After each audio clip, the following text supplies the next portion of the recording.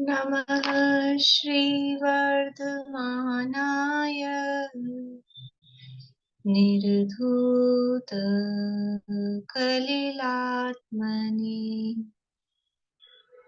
सालोकानां त्रिलोकानां यद्विद्यादर्पणायते यद्विद्यादर्पणायते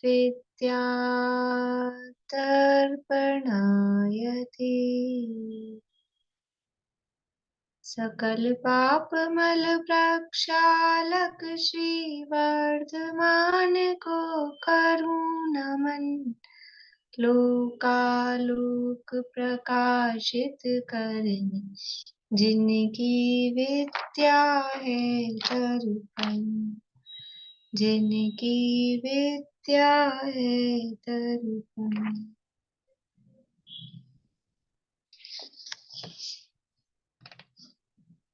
श्लोक पाठ करेंगे।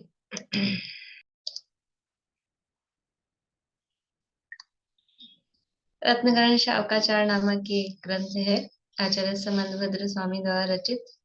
इसके अंतर्गत तीसरा अणुव्रत अधिकार अपना चल रहा है और समापन की ओर है। अंतिम श्लोक इसका ये हमारा चल रहा है। अणुव्रतों का वर्णन किया, पहले चारित्र का स्वरूप बताया, फिर चारित्र कितने प्रकार का है वो बताया। भूमिका यहाँ से प्रारंभ की, उससे पहले सम्यक दर्शन का अधिकार था और सम्यक ज्ञान का अधिकार था।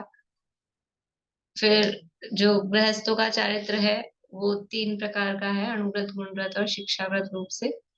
और फिर यहाँ अणुव्रतों की चर्चा की है, 5 अणुव्रतों का लक्षण और उनके अतिचारों के रूप में। फिर अणुव्रतों का फल, उनको पालन करके प्रसिद्ध व्यक्तियों के नाम और पापों में प्रसिद्ध व्यक्तियों के नाम, ये सारी बातें बताने के बाद में मूल गुणों की चर्चा यहाँ कर रहे हैं। बोलिए लीना जी। मैम आप वो आज तो ये बोल दिए हेडिंग से, तो सबसे पूछने वाले थे ना श्लोक। हाँ, पर वो हाँ सुना, इसीलिए मैं बोली। वो मुझे ध्यान आ गया था, लेकिन अब वो उन्होंने सुनाया नहीं था ना कभी, इसलिए मैं उनका पहले से सुन लेते हैं। फिर कल पूछ लूंगी हेडिंग से। अच्छा, आज उन्होंने हेडिंग से भी बता दिया तो थोड़ा सबको आइडिया भी हो गया। कल हेडिंग से पूछेंगे, ठीक है।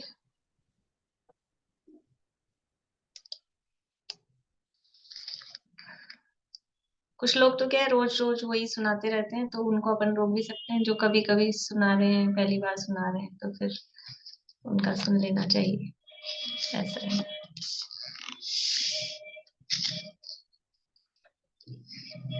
5 अणुव्रतों को धारण करके उनमें कौन कौन प्रसिद्ध हुए हैं, नाम बता दीजिए।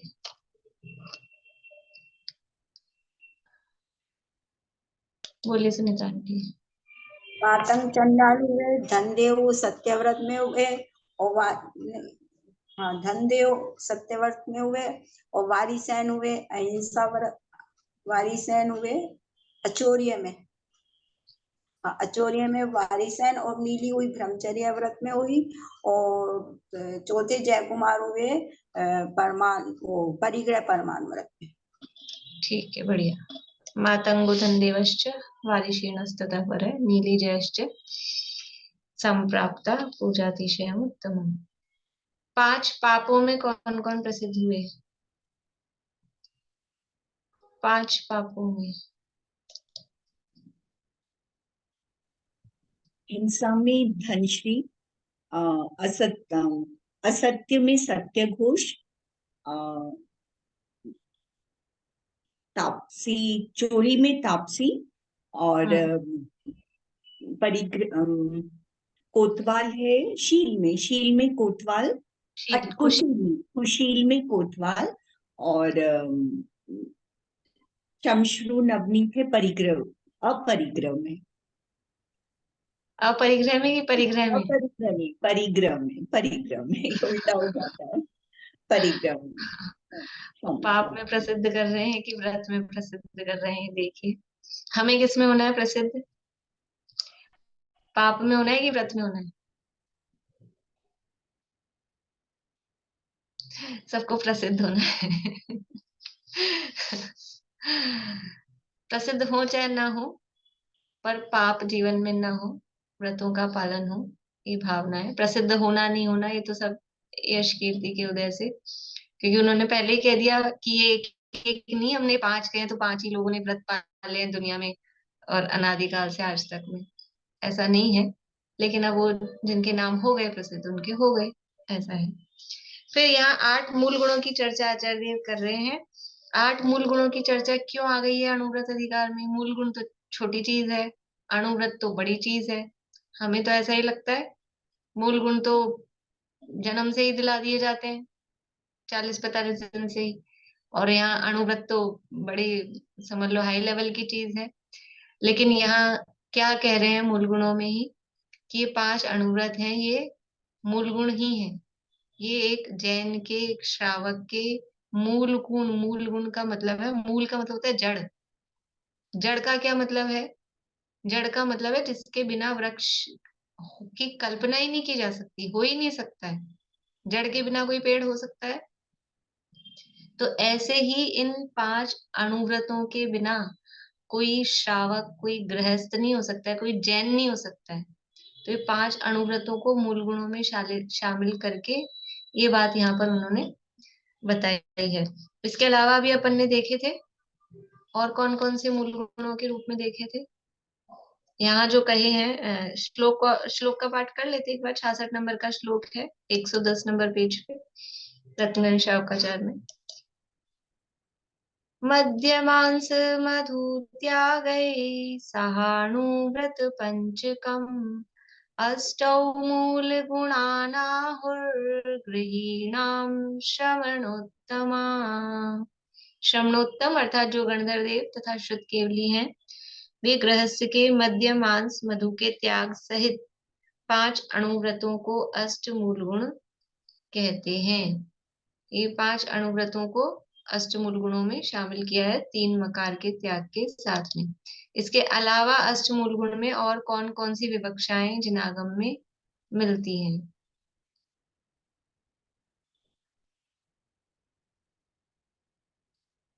एक एक बोलिएगा, एक बोलिए उषा जी। नित्य देव दर्शन। एक मीन्स 8 का एक, मैंने 3 बताए ना, 8-8 के ग्रुप, तो एक 8 का सेट। मधु मास मध्य का त्याग, 5 उदंबर को एक साथ लिया उसका त्याग, नित्य देव दर्शन, और फिर पानी छान के पीना, और रात्रि भोजन का त्याग, और एक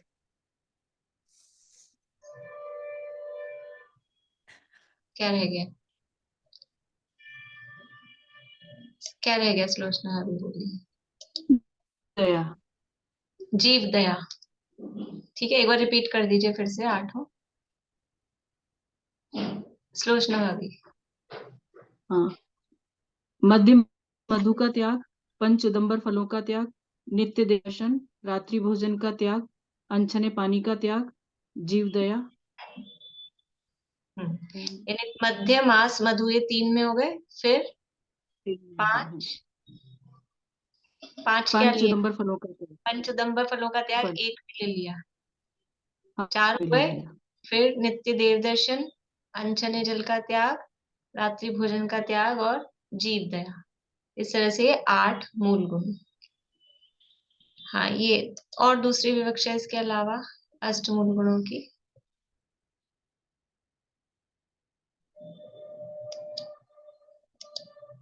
दूसरे में है 3 मकार, मधु मास मध्य, और 5 उदंबर फल अलग से लिए हैं, तो उसमें उमर, कठूमर, गूलर, बड़ और पीपल, ये इस तरह से 8 लिए हैं।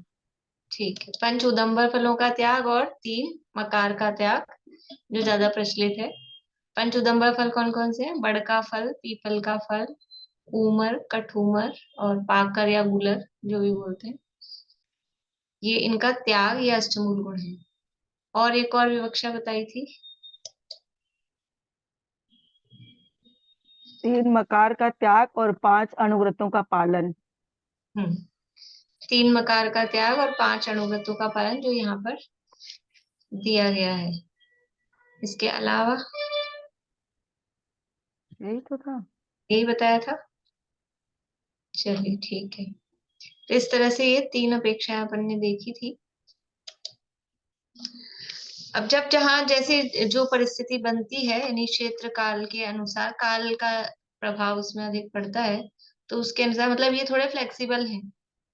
आचार्य को जिसकी यानी ये समंत भद्राचार्य हुए प्राचीन काल में, उस समय तो अणुव्रतों का पालन एकदम इजी गोइंग, तो समझ लो लाइफ स्टाइल ही ऐसी थी, तो उसमें कोई दिक्कत नहीं थी।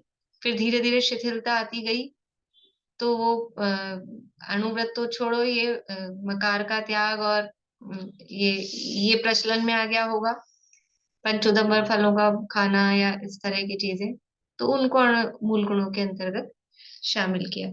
इस तरह से ये मूल गुणों की चर्चा अपन ने की थी।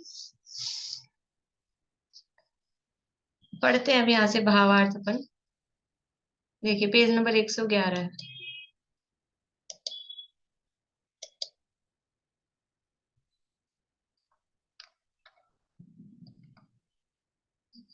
जीव मारने के संकल्प से त्रस जीवों को मारने का त्याग, ये अहिंसा व्रत की बात है। ये जीव मारने के संकल्प से कह रहे हैं, मतलब जीव मारने के संकल्प से त्रस जीवों को मारने का त्याग, ये लाइन किस चीज को बता रही है?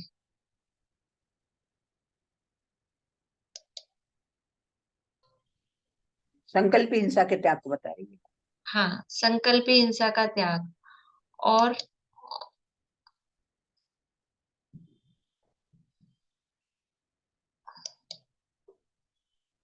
इसमें अहिंसाणु व्रत का बताया गया है कि संकल्प पूर्वक हिंसा नहीं करेंगे, बाकी का अन्य में यत्नाचार पूर्वक प्रवृत्ति करेंगे। नहीं, वो तो ठीक है, बस एक शब्द में बताना है। जैसे संकल्प हिंसा का त्याग बता रही है वो बात ठीक है, एक चीज और उसमें साथ में पता चल रही है, बोलिए मीना चाची। त्रसघात। हाँ, त्रसघात का त्याग, तो उससे क्या पता लग रहा है? कि त्रस जीवों की हिंसा नहीं करनी है। वो तो लिखा ही है, जो लिखा है वो दिखा क्या रहा है, जो नहीं लिखा वो बताना है। ये तो लिखा ही है, जो नहीं लिखा वो बताना है। बोलिए शीला भाभी। स्थूल हिंसा। हाँ, स्थूल हिंसा का त्याग, हिंसा का एक देश त्याग बता रहा है। त्रसघात, त्रस जीवों को मारने का त्याग बता रहा है। तो जो अपन ने 2 पॉइंट देखे थे ना अहिंसा अणुव्रत के लिए, कि संकल्पी हिंसा का त्याग और त्रस और स्थावर 2 प्रकार के जीवों में से त्रस जीवों के घात का त्याग। स्थावर जीवों के घात से विरक्त नहीं है, जबरदस्ती नहीं करता, वो अलग बात है, लेकिन विरक्त नहीं है। तो केवल त्रस जीवों को मारने का त्याग जो शब्द यहाँ दिया है ना, उससे वो उसके स्थूल हिंसा या हिंसा के एक देश त्याग को बता रहा है, और संकल्प, संकल्प से वो संकल्पी हिंसा के त्याग को बता रहा है। दोनों चीजें इसमें आ रही है। जीव मारने के संकल्प से त्रस जीवों को मारने का त्याग, ये है अहिंसा अणुव्रत। फिर है आगे, अन्य को तथा स्वयं को क्लेश उत्पन्न करने वाले एवं सच्चे श्रद्धान ज्ञान आचरण का घात करने वाले वचन का त्याग। देखो कितनी अच्छी परिभाषा दी है। ये क्या है? सत्यानुव्रत। सत्यानुव्रत किसे कहते हैं? कि अन्य को तथा स्वयं को क्लेश उत्पन्न करने वाले, यानी जो खुद को दुख उत्पन्न करें ऐसे कोई वचन, या दूसरे को दुख उत्पन्न करें, खुद स्वयं और पर को क्लेश दुख कष्ट उत्पन्न करने वाले, एवं सच्चे श्रद्धान ज्ञान आचरण का घात करने वाले वचन का त्याग, मतलब असत्य का त्याग कह रहे हैं ना। तो क्या क्या असत्य है? कि जिन शब्दों से स्वयं को और पर को दुख उत्पन्न हो, एक बात, लेकिन उसके साथ में क्या जोड़ रहे हैं? सच्चे श्रद्धान ज्ञान आचरण। कोई कहे कि साहब ऐसे शब्द मत कहो, उससे हमको दुख होता है, मतलब हम जो अपने को पसंद हो, अपने किसी काम के लिए, गलत काम के लिए कोई मना करे, है ना, गलत, कोई शराब पीता हो और उसको शराब पीने के लिए मना करे, तो उसको दुख होगा। अब इसमें तो लिखा है पर को क्लेश उत्पन्न हो ऐसे वचनों का त्याग, तो उसको मना मत करो। कोई गलत काम करता हो तो ये नहीं कह रहे। फिर साथ में क्या जोड़ा है? इसीलिए कि सच्चे श्रद्धान ज्ञान आचरण का घात करने वाले, कि अपने को और पर को दुख उत्पन्न नहीं होता हो, यानी प्रिय वचन हो, हितकारी हो और प्रिय हो, 2 बातें आ गई।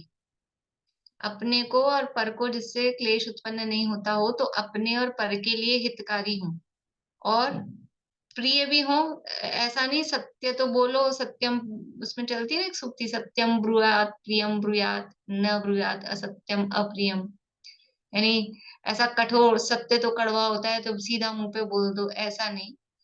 तो हितकारी भी हो और प्रिय भी हो, और साथ में हितकारी, तो हितकारी में ही ये बात आ गई कि सच्चे श्रद्धान ज्ञान आचरण का घात करने वाले वचन नहीं होने चाहिए। मतलब जिससे कि हमारा श्रद्धान बिगड़ जाए, ऐसे शब्द जो अच्छे तो लग रहे हैं, प्रिय तो लग रहे हैं, जिससे जीव प्रसन्न भी हो रहा है, लेकिन उससे श्रद्धान बिगड़ रहा है। खूब मोह की राग की बातें करो, अपन गलत उसमें क्यों जाए, माँ बेटा ही समझ लो, राग की प्रेम की बातें करें, मेरा बेटा मेरी माँ, ऐसा बस यही रट लगा के बैठे रहे राग में और मोह में। तो ये सत्य है कि नहीं है? और फिर उसको मतलब ऐसे ही कहो, हाँ तुम्हारा बेटा और तुम्हारी माँ, दूसरा भी ऐसा ही कहे और उससे मोह बढ़े, तो ये सत्य है कि नहीं है? ये वचन सत्य है कि नहीं है? तो ये अपना जो सच्चा श्रद्धान है कि वास्तव में कोई किसी का बेटा नहीं, कोई किसी की माँ नहीं, ये शरीर ही अपना नहीं है, जहां देह अपनी नहीं तहां ना अपना कोई। तो जो सच्चे श्रद्धान ज्ञान आचरण का जिससे घात होता है, मतलब कि हमारा श्रद्धान बिगड़ जाए कि ये भी देव अच्छे हैं, वो भी देव अच्छे हैं, ये भी कुछ दे देते हैं, वो भी कुछ दे देते हैं, ऐसा करके तो श्रद्धान जहाँ बिगड़ जाए, ऐसी जो भी बातें, वो सब असत्य हैं। ये सत्यानुव्रत में कितनी बड़ी बात कह रहे हैं, सच्चे श्रद्धान ज्ञान आचरण का घात करने वाले वचन का त्याग। मतलब जो कुछ भी मिथ्यात्व सहित जो वचन है, वो सब जिसमें देह और आत्मा को एक बताने वाली बात आ रही है। सुख का कारण दुख का कारण कौन है, पर पदार्थों को दुख का कारण कहना, पर पदार्थों को सुख का कारण कहना, ये सब असत्य वचन है। एक द्रव्य को दूसरे द्रव्य का कर्ता कहना, देखो माइंड में ये है, माइंड में ये क्लियर है, श्रद्धान में ये पक्का है, एक द्रव्य दूसरे द्रव्य का कर्ता नहीं है। ये पक्का श्रद्धान होने के बाद में कहे आपने किया, आपकी कृपा से हो गया, तो कोई दिक्कत नहीं है बोलने में। लेकिन माइंड में भी यही माने, श्रद्धान में भी यही माने कि हाँ एक द्रव्य दूसरे द्रव्य का करता है, इनकी कृपा से ही मेरा होता है, कर्म के कारण ही मुझे दुख होता है, ये पति पत्नी के कारण ही मुझे दुख होता है, जो भी। तो ऐसा अगर मान्यता भी है और फिर ऐसे ही वचन बोलते हैं, तो वो असत्य वचन है। ये कह रहे हैं ये यहाँ पे, ये असत्य वचन है।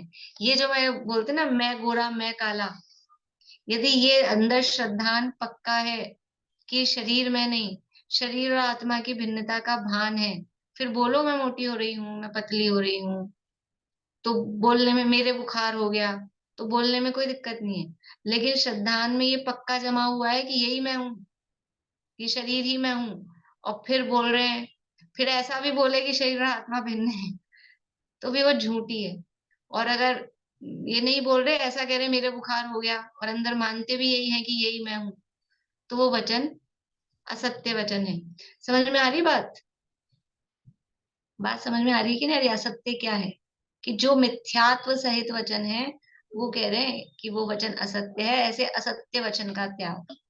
असत का असत्य कैसे बनाए शब्द? असत्य, असत, असत से बना है असत्य। और सत मतलब क्या होता है? सत का मतलब क्या होता है? सत मतलब जो है, अस्तित्व, वो कहलाता है सत। और असत मतलब निशांटी, असत मतलब जिसका अस्तित्व ही नहीं है। असत मतलब जो है ही नहीं, जिसका अस्तित्व नहीं है।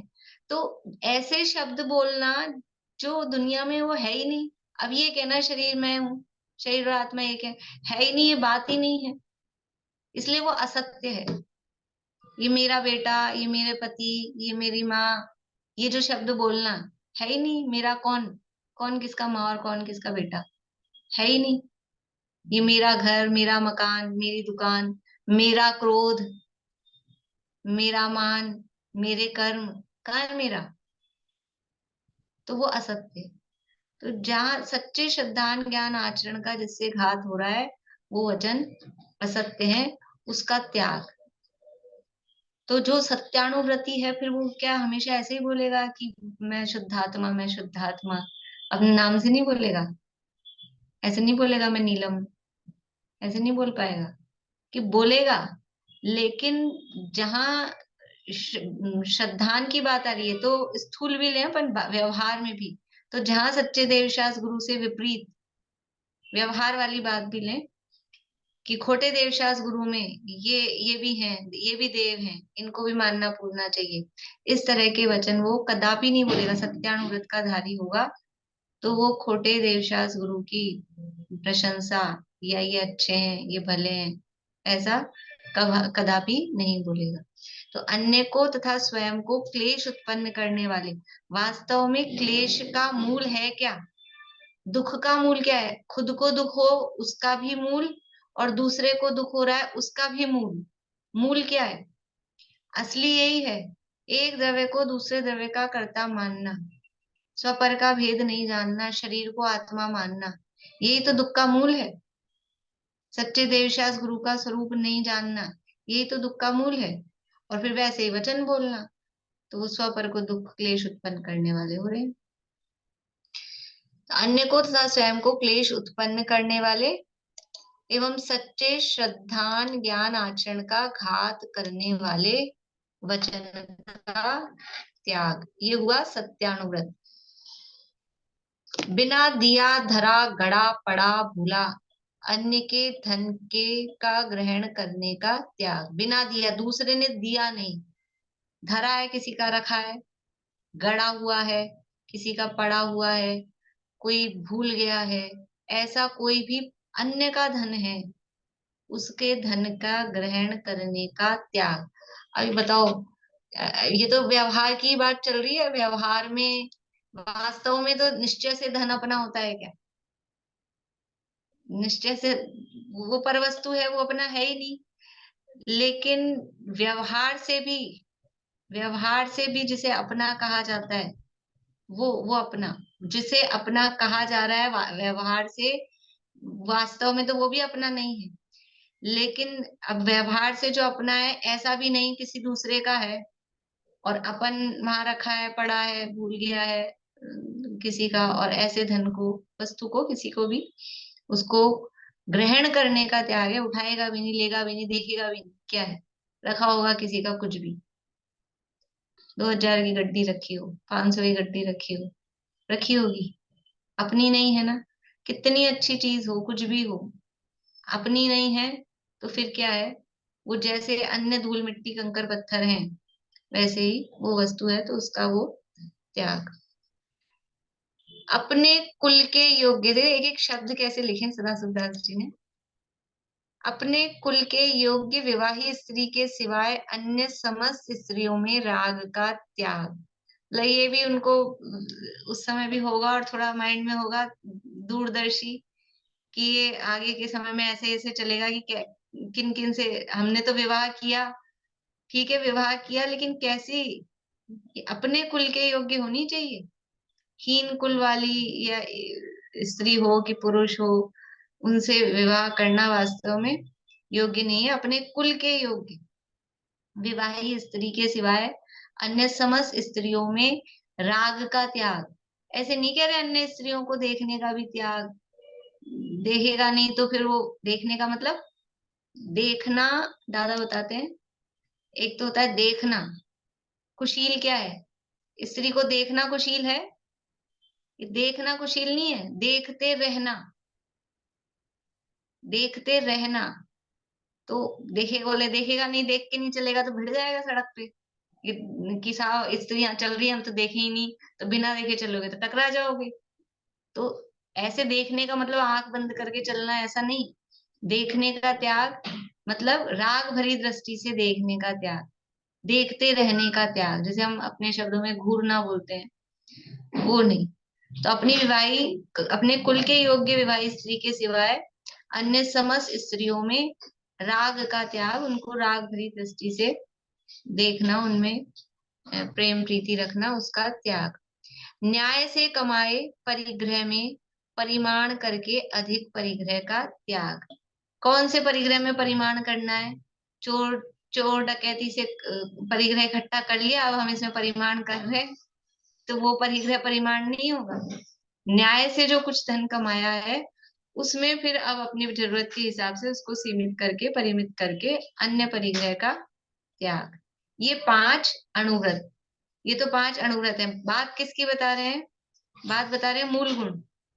अब ये मूल गुणों का ये स्वरूप है। अहिंसा का क्या स्वरूप है? सत्य का क्या स्वरूप है? अचौर्य का, ब्रह्मचर्य का, और परिग्रह के परिमाण का। ये 5 तो अणुव्रत तथा जिससे अपने परिणाम मोही होकर अपने हित अहित की सावधानी विवेक नहीं रह जाता है, ऐसे मद्यपान का त्याग। मतलब 5 तो ये अणुव्रत हो गए, इसके बाद कह रहे हैं मद्यपान का त्याग। और मद्यपान से क्या होता है? अपने परिणाम मोही होकर अपने हित अहित की सावधानी यानी विवेक जिससे नहीं रह पाता। मद्यपान, शराब नशा करती है, तो नशे में क्या होता है कि परिणाम एकदम मोह का मतलब है एकदम मोहित, मोहित बोलते हैं कि कुछ का कुछ बिल्कुल घूम जाता है, पता ही नहीं, बेहोश जैसा हो जाता है। और अपने हित अहित का कुछ विवेक नहीं है, क्या कर रहा है क्या नहीं कर रहा है। हित अहित का विवेक हो तो ग्रहण ही क्यों करे, पिए ही नहीं। और फिर पीने के बाद और ज्यादा वो एकदम बेसुध हो जाता है, क्या करना है क्या नहीं करना है, कुछ उसको विवेक नहीं रहता है। ऐसे मद्यपान का त्याग। फिर 2 इंद्रिय आदि जीवों के शरीर से उत्पन्न मांस का त्याग। देखो मांस का स्वरूप बता दिया। मांस किसे कहते हैं? कि 2 इंद्रिय से लेके पंचेंद्रिय तक के जो जीवों का शरीर है वो मांस कहलाता है। उनका जो मृत शरीर है वो मांस कहलाता है, तो उसका त्याग। तथा मधुमक्खियों द्वारा छत्ते में एकत्र किया मधु भक्षण का त्याग। और मधुमक्खियों द्वारा उनका जो छत्ता होता है उसमें वो मधु, अभी आगे चर्चा आ रही है ये मध्य की और ये सब, इसलिए ज्यादा अभी यहाँ पर नहीं करते, आगे यही कर रहे हैं चर्चा। मधु भक्षण का त्याग। इन अष्ट का त्याग सो अष्ट मूल गुण है। या सामान्य रूप से इन अष्ट का त्याग लिख दिया है, लेकिन 5 का तो ग्रहण और 3 का त्याग। 5 अणुव्रतों का त्याग नहीं है, 5 अणुव्रतों का ग्रहण और 3 मद्य मांस मधु, इन 3 का त्याग, ये अष्ट मूल गुण है। ये 8 मूल गुण कहे गए हैं। यदि गृहस्थ के 5 पाप और 3 मकार, मकार समझ में आ गए? ये म वाले 3 हैं, मद्य मांस मधु, ये मकार। यदि गृहस्थ के 5 पाप और 3 मकार के त्याग में दृढ़ता आ जाए तो समस्त गुण रूप महल की नींव लग गई। अगर ये मूल गुण कह रहे हैं ना, मूल गुण, तो जितने गुण हैं उनकी मूल, उनकी जड़, उनकी नींव ये है। यदि अणुव्रतों का पालन कर ले और इन 3 से दूर रहे तो फिर गुण ही गुण है उसके जीवन में। मतलब आप समझ लो कि ये आर्ट ऑफ लिविंग, जीवन की किस तरह से समझ लो जीवन जिया जाए और जीवन में किस तरह से सफल हों कि सुख शांति पूर्वक वो जीवन चले, उसके लिए सर्व गुण गुण होंगे तो गुणवान व्यक्ति बाहर में उसका यश भी होगा और उसके जीवन में भी निराबाध रूप से जीवन चलेगा, लौकिक जीवन भी। तो कौन से हैं ये मूल गुण? मूल गुण मतलब समस्त गुणों की मूल, समस्त गुणों की जड़, कि 5 अणुव्रतों का ग्रहण। और ये अणुव्रतों का ये स्वरूप, जीवों को संकल्प पूर्वक जीवों के घात का त्याग कर लिया जाए और जिससे अपने को और पर को अहित होता हो, हमारा श्रद्धान बिगड़ता हो, ऐसे वचनों का त्याग। बिल्कुल ऐसे वचन बोलना ही नहीं जिससे कि किसी के मतलब श्रद्धान भी, किसी को भी किसी भी रूप में ऐसे ग्रहित मिथ्यात्व की प्रेरणा कदापि नहीं देना, कदापि नहीं। अभी तो स्थूल रूप से ग्रहित मिथ्यात्व की, और फिर अग्रहित की तो उसमें भी नहीं कि शरीर में मोह बढ़े, ऐसे ऐसे बात क्यों कहना जिससे उसको शरीर में मोह बढ़े, परिवारजनों में मोह बढ़े, ऐसे शब्द नहीं बोलना। और पराया धन रखा पड़ा भूला, इसके ग्रहण का त्याग। मतलब अपना जीवन एकदम शांति से गुजारना हो ना, वरना दूसरे के धन पे नजर रखे और अभी तो ले लिया, फिर इसकी टोपी उसके सर, इसकी टोपी उसके सर, ये तो समझते हो ना, इसकी टोपी उसके सर। इससे पैसा लिया और उसको चुकाया, और उससे लिया और इसको चुकाया, और इसका भी ले लिया, उसका भी ले लिया। फिर क्या होता है, ये हमने चोरी थोड़ी ना की, उससे लिया, उसने दिया, अरे उसने उससे लिया, लेकिन फिर उसका रिजल्ट क्या होते हैं, जितने ये समझ लो चल रहे हैं केसेस दुनिया में इस तरह के, वो फिर ये चलते रहते हैं। फिर आदमी आराम में रहता है क्या, पैसा तो हो गया खूब, सारी दुनिया का पैसा हड़प लिया, फिर क्या होता है, परेशान, खुद परेशान, घर वाले परेशान, और ये ऐसी स्थितियां हैं। फिर क्या करता है, आत्महत्या तक करने की सोचता है, और फिर मरना नहीं मरना आयु कर्म के उदय के अधीन है। अभी कल परसों मुझे किसी ने बताया, अब मतलब कहीं की बात है, तो ऐसे किसी व्यक्ति ने ऐसा ऐसा खूब पैसा ले लिया दुनिया से, और फिर आएंगे ही लेनदार तो, और फिर समझ लो मुश्किल में आ गए, तो आत्महत्या का प्रयास कर लिया, मरा भी नहीं। अब जीवन मृत्यु के बीच में झूल रहा है व्यक्ति, घर वाले परेशान, पत्नी परेशान, माता पिता परेशान, सब कितनी मुश्किल है। ऐसी ऐसी स्थितियां हैं। इसलिए एक अपने जीवन में मतलब कुछ नियम, कुछ इस तरह की रखे ना सिद्धांत, कि ये काम करने ही नहीं, जितना है उसमें ही, इससे जो प्राप्त है वो पर्याप्त है, जितना अपने पास है उसी में गुजारा। क्यों पंप एंड शो करना, क्यों दिखावा करना, किसके लिए करना।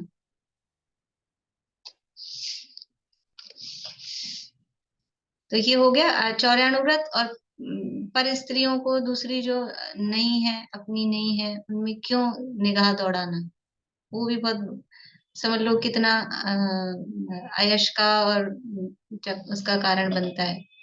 और इसी तरह से सीमित परिग्रह, सीमित, देखो एक परिग्रह परिमाण व्रत, जैसे अहिंसा अनुव्रत को कहते हैं ना, अहिंसा को वो सर्वो मतलब वो है सर्वोपरि, ऐसे परिमित परिग्रह को भी देखा जाए ना, गृहस्थ की अपेक्षा से या मुनिराजों की अपेक्षा से तो अपरिग्रह है ही, तो वो परिग्रह की मर्यादा कर ली या उसका त्याग कर दिया, तो फिर ऊपर वाले पाप होंगे ही किसके पीछे।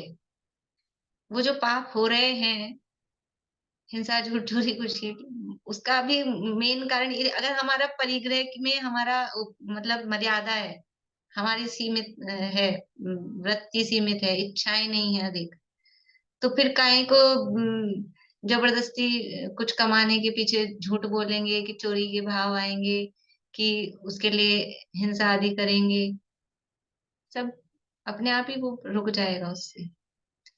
इसलिए ये इनका पालन करें, 5 अनुव्रतों का ग्रहण करें, और फिर ये ग्रहण करें, और फिर उसके ऊपर जैसे कोई मकान बनाया, मकान अच्छा बना, लेकिन एलिवेशन भी होता है ना, एलिवेशन समझते, बाहर से, बाहरी सुंदरता, अंदर से बहुत अच्छा बनाया लेकिन बाहर से दिखने में ऐसा खराब सा, रंग रोगन खराब है, तो उसका बाहरी भी चमक अच्छी हो। तो ये 5 अनुव्रतों के एलिवेशन के लिए, ये मद्य का त्याग, मांस का त्याग, मधु का त्याग, वो उसको और अधिक समझ लो सुशोभित करता है, उसे शोभायमान होता है। यद्यपि अहिंसा में सब आ गए, मांस तो स्पष्ट रूप से अहिंसा अनुव्रत में आ ही गया है, मधु भी अभी इनका स्वरूप हम देखेंगे, और मद्य जो है वो भी हिंसक है, शराब है ना, वो अकेला गाफिल करती है इतना ही नहीं है, वो जो बनती है तो त्रस्त जीवों के घात से बनती है, बहुत त्रस्त जीवों का उसमें घात होता है।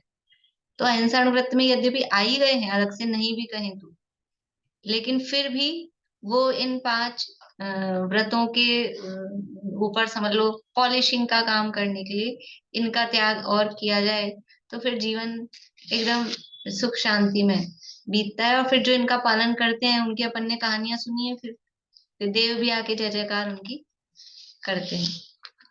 तो यदि गृहस्थ के 5 पाप और 3 मकार के त्याग में दृढ़ता आ जाए, तो समस्त गुण रूप महल की नींव लग गई। फिर सारे गुण ही गुण है उसमें, और फिर उसका कोई दुर्गुण बचा ही नहीं, यही तो दुर्गुण थे, और दुर्गुण रहा ही नहीं, सप्त व्यसन भी इसी में गर्भित हो जाएंगे। इनके त्याग किया, 5 अनुव्रतों का ग्रहण किया और मध्य मास मधु का त्याग किया, तो सप्त व्यसन बचेंगे क्या जीवन में, सप्त व्यसनों का त्याग अपने आप ही हो गया सब, जुआ, आमिष, मदिरादारी, आंखें, टक, चोरी, प्रणाली, सब उसमें त्याग हो गया।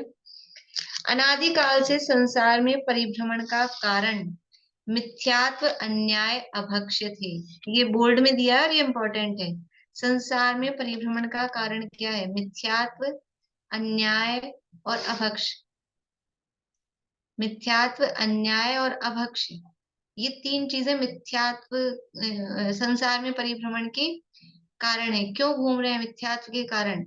अन्याय, अन्याय मतलब ये पर पदार्थ को अपना मान रहे हैं ना, अपना बना रहे हैं, ये न्याय नहीं है, अन्याय है, ये अन्याय। और अभक्ष्य का भक्षण, अभक्ष्य भक्षण, ये जैसा खावे अन्न वैसा होवे मन। अभक्ष्य खाएंगे तो जीवन में अन्याय चलेगा, सदाचार चलेगा और मिथ्यात्व चलेगा। अनादिकाल से संसार में परिभ्रमण का कारण मिथ्यात्व, अन्याय, अभक्ष्य थे।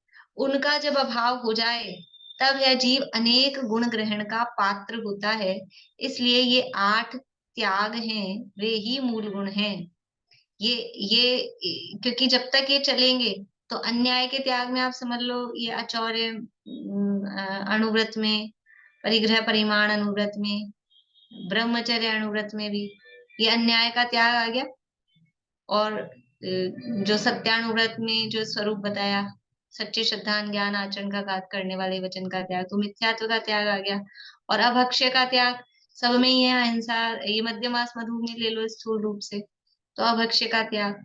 तो अनादिकाल से तो ये सब चल रहा था, और जब इनका अभाव कब होगा? कि हमने जब ये ग्रहण किए, 8 मूल गुण ग्रहण किए, 5 अणुव्रत और इन 3 मकार का त्याग किया, तो जब इनका ये पापों का त्याग हुआ, मिथ्यात्व, अन्याय, अभक्ष्य, इन 3 का त्याग हो गया, तो इनका अभाव हो गया, तब यह जीव अनेक गुण ग्रहण का पात्र होता है। जब ये दोष चले जाते हैं, दोष निकल गए, तो फिर क्या होता है? अपने आप ही गुण चमक, गुण तो है, गुण कहीं से आने नहीं है। कपड़ा तो साफ ही है, कपड़े का स्वरूप मूल में तो साफ ही है, उस पे ऊपर से मैल लगा था, तो साबुन लगाया, मैल निकल गया, तो फिर क्या होता है? अनेक अनेक गुण प्रकट, वो कपड़ा साफ प्रकट होता है, अनेक गुण ग्रहण का पात्र होता है, वो गुण प्रकट हो जाते हैं। कहते हैं गुण ग्रहण का पात्र, मतलब वो गुण ग्रहण कर लेता है, वो कहने की बात है। लेकिन वास्तव में बस वो दुर्गुण थे, वो बाहर से आए थे, वो ऊपर से आए थे, वो आगंतुक थे। क्योंकि दुर्गुण है यानी विभाव, वो जीव का स्वभाव नहीं है। गुण तो जीव का स्वभाव है, गुण तो होते हैं। और ये जो गुण है, दुर्गुण है, विभाव है, क्रोध, मान, माया, लोभ, हिंसा, झूठ, चोरी, कुशील, परिग्रह, ये स्वभाव नहीं है। तो जैसे ही ये अन्याय, अनीति, अभक्ष्य, मिथ्यात्व, अन्याय, अभक्ष्य, इनका त्याग होता है, इनका त्याग होते ही वो जो गुण थे, वो गुण अपने आप ही प्रकट हो जाते हैं। जैसे कि भोग भूमि चल रही थी ना, भोग भूमि, तो भोग भूमि में रत्नों का प्रकाश था, तो सूरज चांद कहाँ चले गए थे तब? जब यहाँ भोग भूमि थी, तब सूरज चांद कहाँ चले गए थे? वो ऊपर वैमानिक देव वहां चले गए होंगे, तो कहीं अधोलोक में जाके छुप गए होंगे। कहाँ गए थे? यही थे।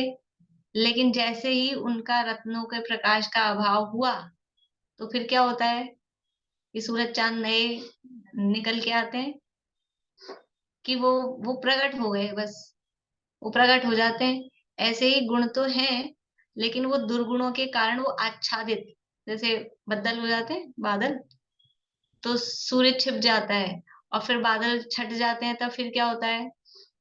सूरज उगता होगा तब, फिर अब उगा है सूरज, कि वो सूरज प्रकट हो जाता है। ऐसे ही गुण तो सब हैं ही, सभी जीव, सभी जीव नहीं, सभी द्रव्य गुणवान हैं, लेकिन दुर्गुण ग्रहण करने का गुण वो जीव में ही है। ये भी एक क्वालिटी है, विभाव स्वभाव, वैभाविक शक्ति इसको कहा। ये विभाव को कौन ग्रहण करता है? ये जीव ही ग्रहण करता है। तो वो जैसे ही ये विभावों से रहित होता है, तो गुण ग्रहण का पात्र होता है, मतलब वो गुण उसमें प्रकट हो जाते हैं। इसलिए ये 8 हैं, वे ही मूल गुण है। ये 8 जो त्याग, मतलब 3 का त्याग और 5 अणुव्रतों का ग्रहण, ये मूल गुण है। देखो अब यहाँ बता रहे हैं, अन्य ग्रंथों में 5 उदंबर फल व 3 मकार का त्याग, ये 8 मूल गुण कहे हैं। मतलब समंतभद्राचार्य ने तो कहे 5 अनुव्रतों का ग्रहण और 3 मकार का त्याग। फिर सदाशिवदास जी अभी 250-300 साल पहले, 250-1 साल पहले लगभग इन्होंने ये लिखी, तब तक ये प्रसिद्ध हो गए थे, 5 उदंबर फलों का त्याग और 3 मकार का त्याग।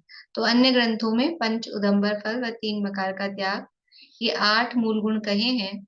वहां ऊमर, कठूमर, गूलर, पीपल का गोल फल तथा बड़ का फल, बड़ वाला, ये 5 उदंबर फल कहे हैं।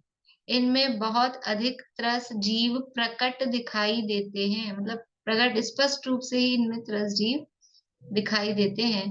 अतः इन फलों का खाना मांस भक्षण के समान है। देखो अपन भी जो सब्जियां वगैरह काम में लेते हैं ना, तो त्रस जीव निकलते हैं कि नहीं निकलते उनमें? मटर में जनरली निकल ही जाती हैं, फलियां जो भी, बीन्स जो होती हैं ज्यादातर उनमें होते हैं। लेकिन ऐसा नहीं है कि उनमें मतलब बहुत मतलब ऐसे हों कि भरे ही हों। देख शोध के तो काम लेना ही चाहिए। लेकिन ये जो फल हैं, इनमें तो बहुत ज्यादा, इतने ज्यादा कि हम छटनी नहीं कर सकते। जैसे मटर को हम देख सकते हैं, जो लट वाला है उसको अलग कर सकते हैं, पर इनमें छटनी नहीं की जा सकती है। इसलिए इनमें बहुत अधिक त्रस जीव प्रकट दिखाई देते हैं। अतः इन फलों का खाना मांस भक्षण के समान है। जैसे समझ लीजिए गोभी वगैरह होती है, गोभी होती है फूल गोभी वगैरह, तो मेरे को तो नहीं लगता, मतलब फिर भी कुछ जैनों में तो बिल्कुल, जो जैन नाम भी क्या कहें, पर चल कुछ लोग लेते होंगे। और ये चाइनीज वगैरह जो कुछ बनते हैं उनमें तो डलती हैं, तो पता भी नहीं चलता उनको कि हमारे त्याग है कि नहीं है, खानी चाहिए कि नहीं खानी चाहिए, सब खा लेते हैं। तो उसमें बहुत ज्यादा त्रसजीव होते हैं, तो अब उसमें आप छांट नहीं सकते ऐसे कि वो क्या है। इसी तरह से वो पत्ता गोभी है, पत्ता गोभी में भी त्रसजीव भी होते हैं बीच में, और तो लोग कहते हैं हम एक एक को अच्छे तरह से सोच सोच के, खोल खोल के, लेकिन वो पत्ता ही अपने आप में से अप्रतिष्ठित होता है। इसलिए अभक्ष्य है दोनों तरह की गोभी अपने यहाँ मतलब सबके लिए ही, लेकिन विशेष रूप से अपन अपने लिए बात कर रहे हैं, खाने योग्य नहीं है। तो वो डलती, ध्यान देना चाहिए, बच्चों को भी बताना चाहिए। जो भी ये शादियों में जो स्टॉल्स चलती है ना, अब उनमें वो क्या क्या डाल देते हैं पता ही नहीं होता है, बस वो बन रही है अपने जैनों की में बन रही है, अपन खुद ऑर्गेनाइजर हैं, अपने को भी नहीं पता, लगा देते हैं स्टॉल, और वो क्या डालेगा नहीं डालेगा, और वो उस समय मना भी कर देगा, लेकिन उसको अपना स्वाद बनाने के लिए वो तो डाल देगा।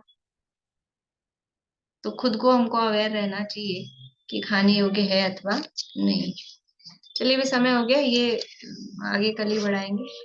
ये जो ब्रोकली होती है वो भी पता है, फूल गोभी हुई ना, अब ब्रोकली करके हाँ, वो इसी टाइप की कुछ चीज है, वो दिखने में भी वैसी ही दिखती है, कैसी दिखती है वो? उसी टाइप। देखो जो जो अपने को पता नहीं, नई नई तो चीजें चल गई, तो वो वैसे ही अनजान है, वो समझ में नहीं आता। की कैटेगरी में आती है, बिल्कुल।